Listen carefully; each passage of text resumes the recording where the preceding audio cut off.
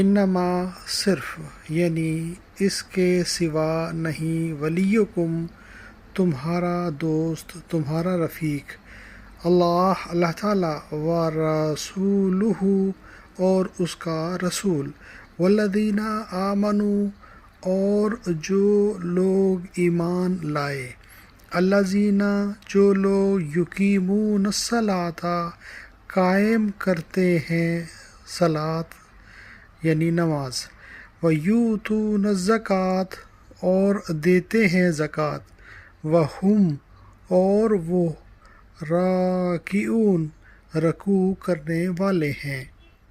یعنی مسلمانوں، تمہارا دوست خود اللہ ہے اور اس کا رسول ہے اور ایمان والے ہیں جو نمازوں کی پابندی کرتے ہیں اور زکوٰۃ ادا کرتے ہیں اور وہ رکوع کرنے والے ہیں۔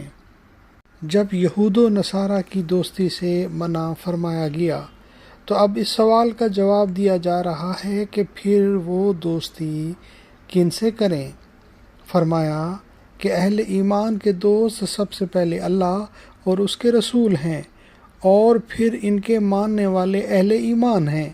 آگے ان کی مزید صفات بیان کی جا رہی ہیں، جس میں وہ نمازوں کی پابندی کرنے والے ہیں، زکوٰۃ ادا کرنے والے ہیں اور رکوع خشوع و خضوع سے کرنے والے ہیں۔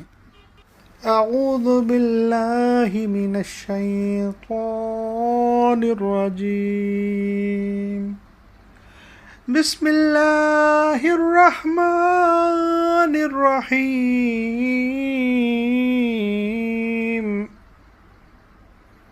انما ولیکم اللہ ورسولہ والذین آمنوا الذین یقیمون الصلاة ویؤتون الزکاة وهم راکعون۔